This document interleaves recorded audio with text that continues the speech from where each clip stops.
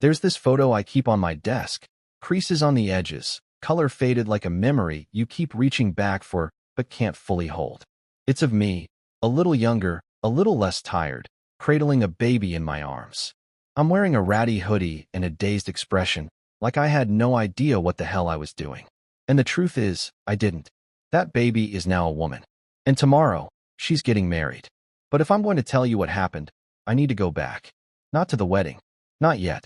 Back to the day I became a father in the most unexpected way. It was a Tuesday. I remember that because I'd just gotten off a brutal double shift at the plant, hands still greasy, feet aching, my back on fire. I was halfway through reheating a frozen dinner when the knock came. Fast, urgent. The kind of knock that has a rhythm like panic. My sister stood there on the porch. Rachel, eyes wild, hair a mess, and arms full of something wrapped in a pink fleece blanket. It was raining. Of course it was raining, and she looked like the storm had followed her right to my door. I need your help, she said. That was all. No explanation. No build-up. Just handed me the baby like she was passing off groceries, and said, her name's Sophie. Please, just for a little while. Sophie whimpered as I fumbled to hold her right, her tiny head wobbling against my shoulder like a fragile secret. Rachel didn't wait for me to ask questions. She was down the steps and into the darkness before I could even process what had just happened. I didn't see her again for years. The early days were chaos. I didn't have diapers. Didn't have a crib. I put Sophie in a laundry basket stuffed with towels and slept on the floor beside her. I called out of work the next day, then the day after that. The guys at the plant pitched in what they could, old toys, secondhand baby clothes, even a car seat one of the mechanics had in his garage. I kept thinking, she'll come back. Rachel. She always had her demons, addiction mostly, men sometimes, both too often. But I figured once she got whatever it was out of her system, she'd come back and say, thanks, I'm better now. I'll take it from here. But days turned to weeks. Weeks to months. And before I knew it, Sophie had her first birthday in my living room, smearing cake in her hair while I tried to sing happy birthday in tune. She called me Dada that day. Not because anyone taught her to. Just because I was the one always there. Being a single guy in his 30s trying to raise a baby. Well, let's just say I made every mistake in the book. I warmed formula too hot, bought shoes too small, and once I panicked because she had a fever and took her to the ER, only for them to laugh gently and tell me she was just teething. But over time, it stopped feeling like panic and started feeling like life. I started working nights so I could be with her during the day. I took her to the park, learned how to braid her hair, badly, at first, and read every book I could get my hands on about parenting. I made up songs to help her sleep. Some nights, I'd just hold her and whisper, I've got you. Like a promise I wasn't sure I had the right to make, but one I was determined to keep. People asked sometimes, friends, co-workers, even strangers at the grocery store, where's her mom? She's not around, I'd say. That was all they needed to hear. But I could see the questions in their eyes. And maybe part of me feared one day, the real answer would come knocking again. Sophie grew into this wild, brilliant, stubborn kid with a laugh that could break me wide open.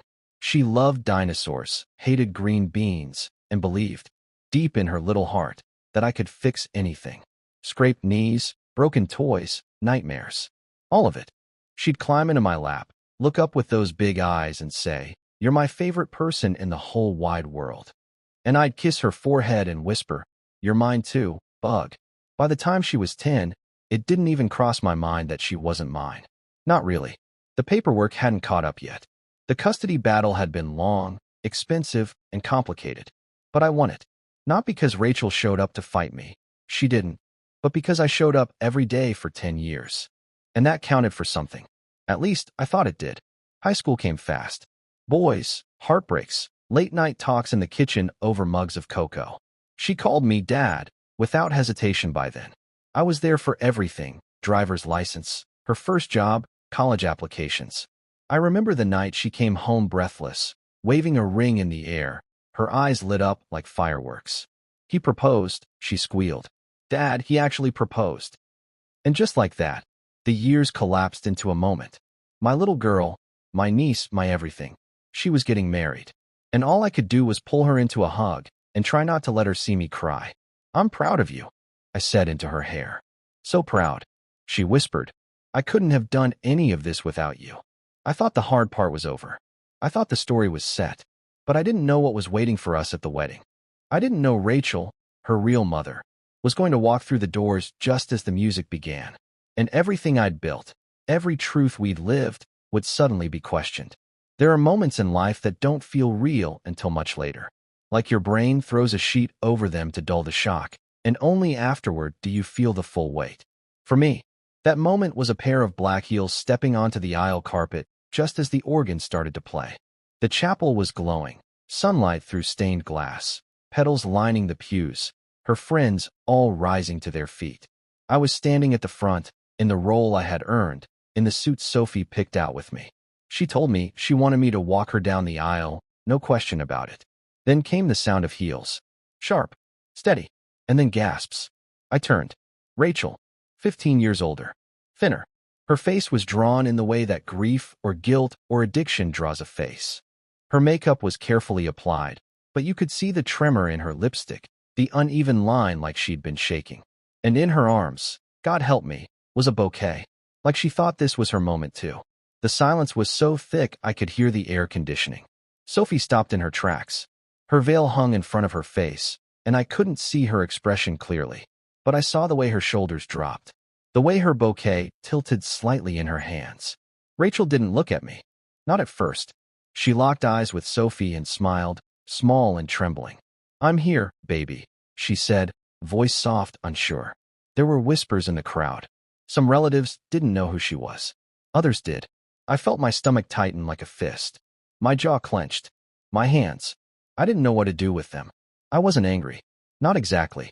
Just suddenly outside of my own body. Watching it all like a stranger. A man who had raised a girl for 20 years. Watching the woman who left her behind take a step toward the altar. Sophie froze. I wanted to go to her. Shield her. Say something. Anything to take the weight off her shoulders. But she spoke first. Why now? 3 words. Nothing more. Her voice didn't crack, but I could feel the way it cut through the air. A blade dressed like a whisper. Rachel hesitated. I had to see you. I know I wasn't there. But you don't get to be here, Sophie said. Still quiet. Still controlled. But the tremble in her hands gave her away. Rachel's eyes darted to me for the first time, and I saw something in them I hadn't seen before. Not defiance. Not even shame. Just the loss. The kind you don't recover from. I'm still her mother, she said. To me, not to Sophie. No matter what you think. I don't know what hit me first, the heat in my chest or the cold in my hands. I stepped forward. Not to fight. Not to defend. Just to speak. She asked me to be the one to walk her down this aisle. She asked me to be her father. You don't get to rewrite that today. Rachel looked back at Sophie. Please, just let me say something. Sophie didn't move. Then the officiant, poor man, clearly sweating, cleared his throat. Perhaps we should pause for a moment? But Sophie raised her hand. No, she said. I don't want to pause. I don't want to delay this. This is my wedding. Her voice cracked there, just a little. She turned to Rachel and took a step forward. Everyone held their breath. You gave me life, she said. But you didn't raise me. You didn't teach me how to tie my shoes or help me with my homework. You weren't there when I had nightmares or when I got rejected from my first college. He was. She pointed to me. This man is my father. Not because of blood, but because he chose me. Every single day, he chose to stay. I didn't know if I should cry or hold my breath or fall to my knees. But I stayed still. Because this was her moment. Rachel blinked fast, like she was trying to push the tears back.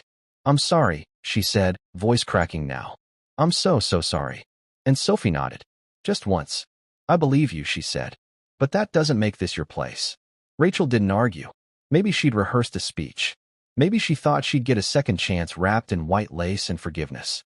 But Sophie didn't give her the fairy tale. She gave her the truth. Rachel backed away. Slowly. The bouquet she brought dropped to the side of the aisle like something forgotten. A few guests quietly shuffled her out. The doors clicked shut behind her. And in that stillness, Sophie turned to me. She was shaking. I walked to her. Took her arm. She looked up at me with eyes that had seen too much today. I didn't say anything. Just nodded. You ready? I whispered. She swallowed. Then she smiled. With you? Always. And so we walked. Together. One step at a time, like we always had. There's something about walking your daughter down the aisle.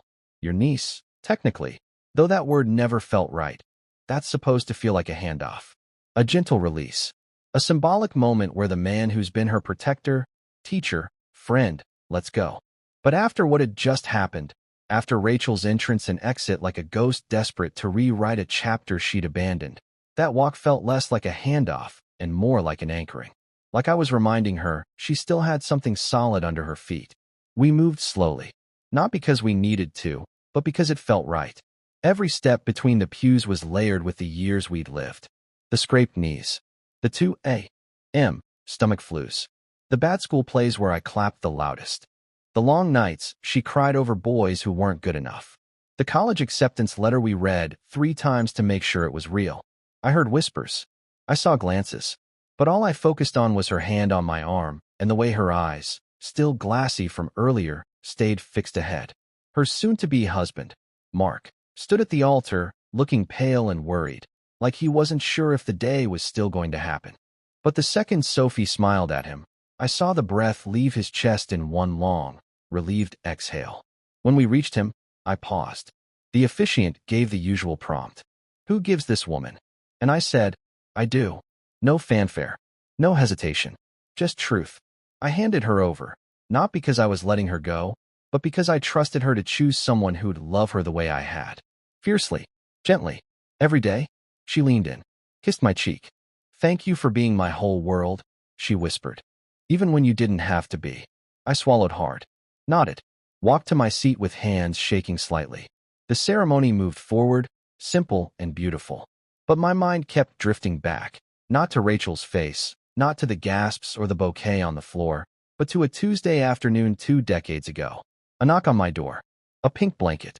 A baby that wasn't mine until she was. After the vows, the cake, the endless photos under fairy lights and mason jars, Sophie found me outside the venue. The guests were inside dancing. The music thumped faintly behind the wooden walls of the barn. I was leaning against a railing, tie loosened, drink untouched in my hand. She came up quietly, her dress rustling. You okay? She asked. I nodded. Just needed a minute. She didn't speak right away. Just stood next to me, arms folded, looking up at the stars like we used to do when she was little and couldn't sleep. I didn't know she was alive, she said. Not really. Part of me thought maybe she was gone. She was gone in every way that mattered. I replied, not harsh, just honest. I was angry, she said, but not because she showed up. Because for a split second, I wondered if I owed her something. I looked at her. You don't owe anyone who walked away. She nodded.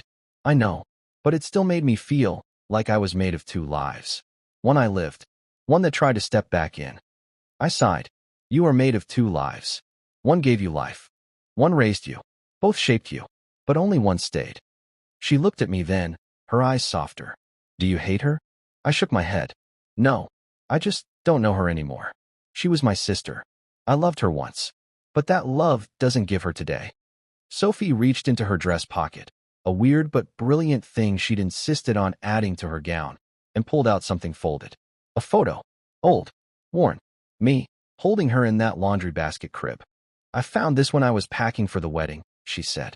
It reminded me of everything. Of what matters. I smiled, eyes stinging again. I used to be scared you'd leave too, she admitted. When I was little, I used to check the driveway in the mornings just to make sure your truck was still there. My throat closed. I never planned to stay, I said softly. But the moment I saw you, I knew I had no choice. You were mine the second I held you. Everything else just fell into place. She leaned her head on my shoulder. You didn't just raise me. You saved me. I placed a hand on hers. You saved me too, Bug. We stood there for a while. 2 souls tied by blood not shared but chosen. The music behind us swelled. The stars kept doing their silent, endless glow. And I felt, maybe for the first time since that knock on my door, that I didn't need to carry the weight of what we'd been through alone anymore. She knew the truth. She saw the whole picture now. And still, she called me Dad. That was enough. That would always be enough.